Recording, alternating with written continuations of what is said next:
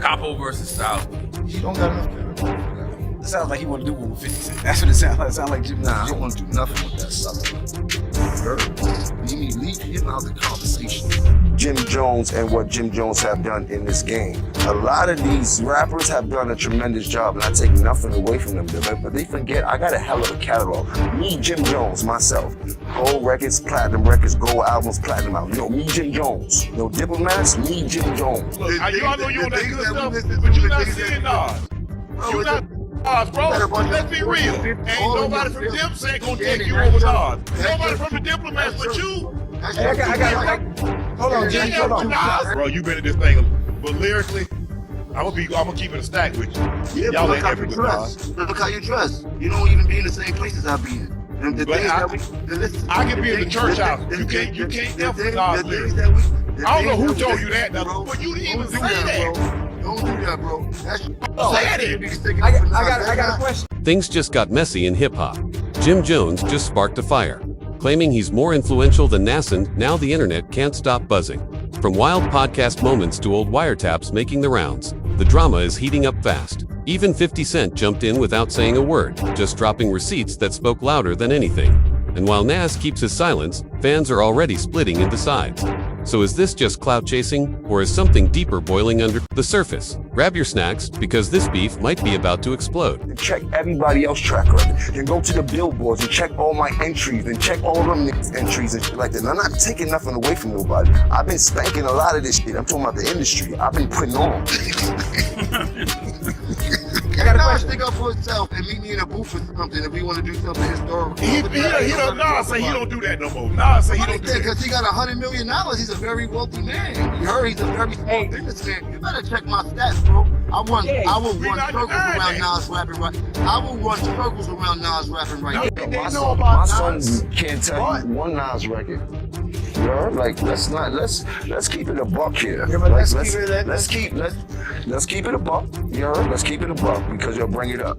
Jim was talking about as far as right now in the clubs and everything is out here. He's more relevant to the kids than Nas. That's what he said. He's saying to the kids. I don't care about Nas, I care about classic. But that's what he was talking You about. see when Jay-Z come out in Paris at 25 years old, that's what I care about. I don't care Yes. about the relevancy is like for the moment. Jim Jones walked into Shannon Sharpe's podcast and didn't just stir the pot, he flipped the whole kitchen. He claimed he's not only still relevant, but actually more influential than Nas. That's a bold statement. And the second it left his mouth, the whole vibe shifted. 50 Cent's response wasn't what anyone expected. No subs, no captions. Instead, he posted an old federal court transcript on Instagram without saying a word. That one move set the internet on fire. Fans started digging through wiretaps, resurfacing old clips, and piecing the puzzle together. Meanwhile, Jim's in the gym, sounding like he's prepping disc bars, barking with the energy of someone gearing up for a Riker-style showdown. I don't want nobody to watch what I say, watch what I do. Because in the midst of me talking, still getting up into the bag, I'm still working, I'm still going to the office, I'm still make sure everything has to be done under my roof for me to live and be successful by it. You know what I mean? Like, never forget that bottom line. I'm still doing all the things I need to do in the midst of this circus that y'all see going on. I gotta show you the statistics of what I've done. You heard to what other people has done. You heard them. You wanna go to the billboard entries, pull up Nas billboard entries and pull up my billboard entries. Listen, No, we can't let's- get into what I'm trying to tell you. No, I wanna go there. Hold on. I wanna go down the line now, because now we going down the line. Jim Jones went on Fat Joe and Jadakiss's He went on Fat Joe and Jadakiss's podcast and had a lot to say about some dude on the internet that said Jim Jones is better than Nas and has more billboard. He's a young kid. I think he was like 23 or something, 22, 23. And he was saying that for his generation, his era, they don't look at now. Let's be real, this isn't just about Nas, and it's definitely not just some egotistical flex. What went down felt more like 50 Cent reminding the entire industry exactly who still holds the real power. Almost like he's saying, y'all must have forgot who's untouchable out here. And when people started questioning how certain names keep dodging legal trouble, things got even spicier. Maybe Jim thought he was just making a bold statement, but in reality, he might have kicked off something way bigger than he expected something. That's way past music beef, because every time Jim mentions Nas, it cuts different. And that's because there's history, deep history. This tension didn't just start yesterday, it actually goes all the way back to 2002, when Nas randomly called out Cameron during a Hot 97 rant, dismissing his album as whack. That one comment lit the match. Dipset didn't hold back. Jim jumped in, and from there, things escalated. Quick Nas took shots at mixtapes, Dipset fired back, and Jim got personal. He even threatened Nas directly and carried that same energy into songs like It's More Than Music and the anthem We Fly High. But here's where it gets complicated. Despite all the smoke, Jim has always admired Nas. Just a year ago, he wasn't talking down on him at all. In fact, in one clip, Jim admitted he regretted never having a real conversation with Nas. He even called him one of his all-time favorite rappers. He pointed out how back when Live at the Barbecue dropped, Nas was the one who showed the world what dope boy rap really looked like, blending hustler grit with lyrical depth before anyone else even thought to. And just when the old wounds seemed like they were fading, things took another turn. Jim Jones pulled up to Fat Joe and Jadakiss' podcast, and Fat Joe wasted no time. He went straight for the controversy. He pulled up a viral clip of a young fan comparing Jim to Nas, saying Jim had more hits, more drip, and more influence. The kid even said he learned how to rock a BB Simon belt just from watching Jim. A lot of people take offense to it. I personally did not take offense just because of the kid's age, of the generation. It's like a sports conversation. Like, the numbers are the numbers. But in New York City, with rappers, we don't necessarily go by that. Yes, Travis Scott is the bigger act, more hits, more numbers, more. But to the rappers, don't nobody give a fuck about what Travis Scott is talking about. And that moment blew Jim's mind, because in Fat Joe's words, Nas is like a god in my era. But Jim didn't back down. He leaned into it. He admitted he grew up admiring Nas. When Live at the Barbecue first dropped, Jim was still in high school. Nas wasn't just another rapper to him. He was an idol. His music, his fashion, his wordplay, all of it left a mark on a young Jim Jones. That's the irony of it all. The man he once looked up to is now the same man he's being compared against, in the harshest way possible, and instead of shying away, Jim is using that comparison to rewrite the narrative, putting himself in the conversation with a legend. I don't want nobody to watch what I say, watch what I do. Because in the midst of me talking, still getting up into the bag, I'm still working, I'm still going to the office, I'm still make sure everything has to be done under my roof for me to live and be successful of it. You know what I mean? Like, never forget that bottom line. I'm still doing all the things I need to do in the midst of this circus that y'all see going on. But once Jim really carved his space in the game, that idol turned into a rival. He claimed he built his own lane, and now the younger generation looks at him the same way he once looked at Nas. In his words, it's just a different era. Then he dropped the real heat. Jim said when his career took off, kids showed him love in ways that surprised even him. Many of them didn't even know Nas, and he broke it down with numbers. If you're 22 years old today, you were born in 2003. So while some younger fans might know Nas as a legend, a lot of them simply don't. Jim wasn't just saying he's still relevant, he was pushing a bigger point that his cultural pull in this generation might be heavier than anything Nas ever had. Jim was talking about as far as right now in the clubs and everything is out here. He's more relevant to the kids than Nas. That's what he said. He said to the kids than Nas. But that's what he was talking You about. see when Jay-Z come out in Paris at 55 years old, that's what I care about. I don't care about the relevancy is like for the moment. That's a bold claim when we're talking about Illmatic Nas, Queensbridge legend, lyrical icon, and a rapper who's still packing arenas in his 50s. But Jim didn't blink. He stood tall on it. You know me, Jim Jones, not Dipset, not anybody else, just me. Look at my track record. Look at the Billboard charts. I've been doing numbers. People love to compare, but when they do, they start getting shady. And I've been out here proving them wrong. And just when you thought he might ease up, Don Jim took it even further. He pulled up to Nightcap with Shannon Sharpe and Chad Johnson. The drama from the first podcast wasn't even cold, and Jim was already back in the spotlight, ready to double down. Shannon didn't let him off easy. He kicked things off with a jab. Jim, you smoke, right? Jim laughed and said, yeah. Then Shannon hit him with the follow-up. Were you smoking when you said you was better than Nas? Jim laughed it off. Joked maybe a little, but then got dead serious. Go to the Billboard entries, pull up Nas Billboard entries, and pull up my Billboard entries. Listen, we can't compare the two. What I'm trying to tell you, I want to go there. Hold on. Jim didn't mince words. He flat out said he was way more influential than Nas and couldn't care less what anybody thought. He brushed off all the album sales talk, saying that didn't define him. Sure, he gave Nas credit for being dope back in the day called Illmatic. A classic, admitted he used to want to dress like Nas because the street hustlers were copying his style. He even said Nas was one of the flyest ever, but then Jim flipped it. He said after Belly, Nas kind of lost him, and from there, he never let go of his main argument. Nas never had the kind of street impact he did. Jim claimed that while Nas was respected, he always played second fiddle to guys like Jay-Z and DMX. In Jim's eyes, that meant his own cultural pull ran deeper. This was Jim's way of saying, I've been more influential than the rapper people call a god. But Shannon Sharpe wasn't buying it for a second. He pushed back hard. Shannon told Jim to stop playing, that lyrically, they weren't even in the same conversation. Then he straight up clowned Jim, saying their circles weren't even close. I could show up at a church and still be good. You, not so much. And then came the dagger. I don't know who told you you're that guy, but you're not. Y'all know you on that good stuff, but you're not seeing Nas. You're not Nas, bro. Let's be real. Ain't nobody from them saying gonna take you over Nas. Nobody from the diplomats but you. Hey, I got hold on, Jimmy, hold on. Bro, you been in this thing, but lyrically, I'm gonna keep it a stack with you. Yeah, Y'all but ain't look how happy you with dress. Nas. Look how you dress. You don't even be in the same places I be in. And the But things I- that we, I can be in the church house. You can't influence Nas lyrics. I don't know who told you that. Shannon didn't just push back, he cracked jokes too. He told Jim he must have been high when he said he was more influential than Nas. Jim wasn't laughing. He clapped back, roasting Shannon's tight shirt and saying, the only people mad about his claim were old heads stuck in the past. He even dared Shannon to run back Dipset classics like I Really Mean It before comparing legacies bar for bar. Meanwhile, Chad Johnson just sat there grinning, playing referee while the tension kept rising like a heavyweight Then Jim doubled down.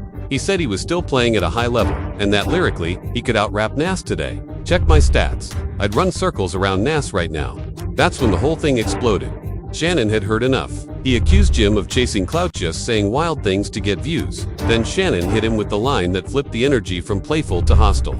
This is the biggest podcast you've ever been on. Name a bigger one. You only get on Club Shay Shay when you're making noise.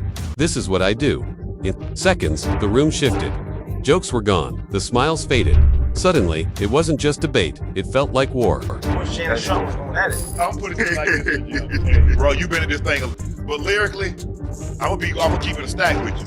Yeah, but Y'all look ain't how happy you with dress. Nas. Look how you dress. Then Shannon flipped the whole vibe. He stopped sounding like a podcast host and started acting like a gym rival. He clowned Jim for wearing tight shirts and asked, "You really want to see me in the gym?" This time, he wasn't joking. Shannon said they could settle it with weights, cardio, whatever. He told Jim flat out, "Put your money where your mouth is. I'll burn you." Jim tried to switch the conversation from rap to fitness, like he wanted to win in another lane. But while he was flexing for the cameras, 50 Cent was moving in. Silence behind the scenes. No loud posts, no shady captions. Just silence, too much silence. And fans who know 50 knew exactly what that meant. Meanwhile, Shannon, a Hall of Fame NFL legend, had already taken NASA's side, and the internet exploded. People started digging up old wiretap clips, connecting dots like detectives. One viral comment summed it up perfectly. Shannon did what Fat Joe and Jada should have done. Jones, you're delusional. Shannon, thank you for speaking facts. Jim kept talking. Shannon kept pressing. The podcast kept rolling. And through it all, 50 Cent stayed quiet. Not a single word. But with 50, silence usually means strategy. If that leaked wiretap about Jim is real, then Jim might have talked himself into something way bigger than just rap beef. Now the big question became, will Nas finally clap back with bars? Or will 50 sit in the shadows, wait for the right moment, and drop the truth when Jim can't undo the damage? Fans weren't even hyped about the idea of a Jim Jones diss track. One person online said, "Where would you even start? He was nice about him. What do you even say in the first bar?"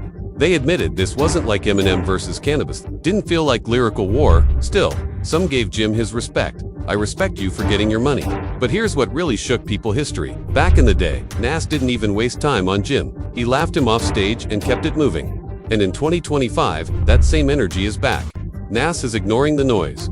Shannon is clowning Jim on podcasts. And fifth, he didn't even blink when Jim said he was more influential than Nas. Instead, he picked up the phone reportedly to someone listed as Individual 1 in a real federal wiretap tied to Tekashi 6ix9ine. That wasn't just some street nickname. It came straight from federal court documents. And when 50 posted it on Instagram, the internet lost its mind. Memes, paranoia, heated debates. It all blew up. One fan even joked they were hiding out at the Four Seasons in San Antonio, praying nobody found them. That's how deep the paranoia hit once Individual 1 came up again.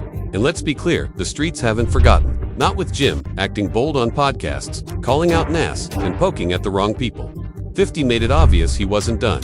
He even reposted a meme he had deleted before, with a caption that cut like a blade.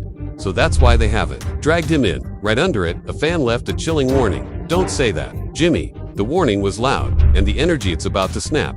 But to understand why things are this tense now, you have to rewind to 2019. That's when case was back in headlines.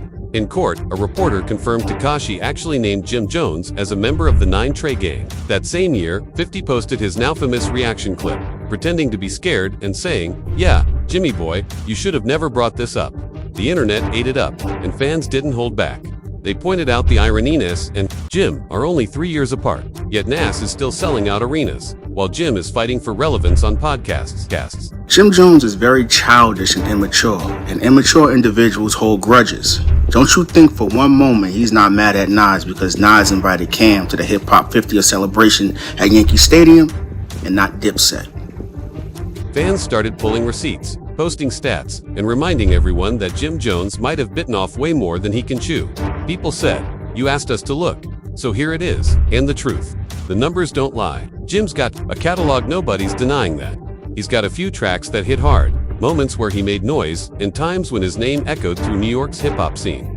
But when you stack that next to Nas, it's not even close. Since 2018, NAS has been dropping nothing but straight-up classics. King's Disease, I, 2, 3, Magic, and then the sequel, critics praising him, fans celebrating him, and the man hasn't slowed down for even a second.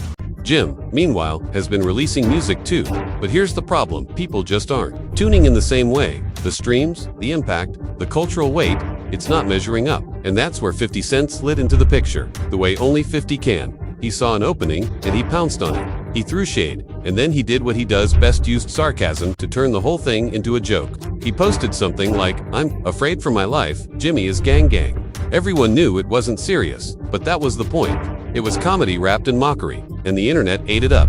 Comments flooded in, memes spread, and 50 once again proved why he's one of the greatest instigators the rap game has ever seen. He didn't need a diss track. One post had the culture laughing, pointing, and shaking their heads. Meanwhile, Jim, he wasn't laughing. People noticed. He was twitching, figuratively speaking, not because of 50 this time, but because the Nas conversation was starting to feel like a setup. This was the opening Nas had never taken before. For years, he stayed quiet on Jim, not entertaining the comparison, not addressing the pokes or the shade. But now, Jim was practically handing him the perfect excuse to step into the arena. If Nas wanted to, this was his cue. To really understand why this moment feels so tense, you have to rewind the clock. This drama doesn't just live in the now, it stretches back over a decade. 2007, to be exact, that's when Dipset was crumbling, egos were colliding, and alliances were shifting. Out of nowhere, 50 Cent invited Jim Jones and Joel Santana on stage at a Geonic concert. It looked like camaraderie on the surface, but for Camrad, it was straight up disrespect. Cam felt betrayed. It was like watching your crew link up with your rival behind your back. That move planted seeds that would grow into long tension. Fast forward years later, Tekashi 6ix9ine's infamous case hit the headlines. And buried in the wiretaps was a detail that reignited the fire. Jim Jones was referred to as Individual 1 during a call. Now, Jim was never charged, and legally, nothing stuck. But in hip-hop, perception is everything. That label alone sparked endless debates, snitching, rumors started swirling, memes popped up everywhere. And once again, Jim's name became the center of controversy. He stayed quiet at first, letting the internet talk itself out. But eventually, he broke his silence with a post. A throwback Bird Gang photo with a caption: "Why you keep lying? LOL, I'm going back to sleep. Free mail matrix, till it's reversed." That wasn't just nostalgia, it was a jab. It was aimed right at 50, calling him out for pushing narratives that didn't line up with reality. Jim basically said, stop making up stories, stop living in a cartoon version of the streets. And he didn't stop there. He came back, again with another post, this time from the gym. Flexing, sweating, and throwing shots in the caption. He singled out Shannon Sharpe of all people, saying something like, "Tell Shannon Sharpe not to duck now. You called me out in front of everyone. Finish it, now." Most rappers might have brushed it off, but Jim doubled down. He said if it wasn't going to be a public challenge, then let's take it private. I know your rep's on the line, but we don't duck. Size don't matter where I'm from. Run it.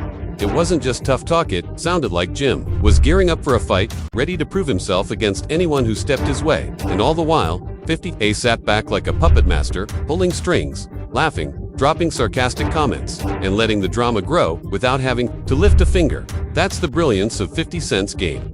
He doesn't need to go bar for bar or drop diss after diss. He knows how to stir the pot and then watch the fire spread on its own.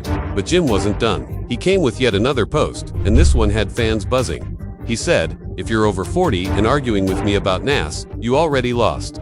Yup, fell for the bait. Every time this goes viral, my streams go up. I'm teaching the old heads how to market. Y'all stuck in the past. Mad at how the game works now. Tighten up." Translation: Jim was saying he didn't even care about the debate itself. To him, the drama was business. The more people argued, the more his name trended. The more streams he pulled. It was marketing 101 in the digital era, and he was using the controversy to fuel attention. But then came the knockout line.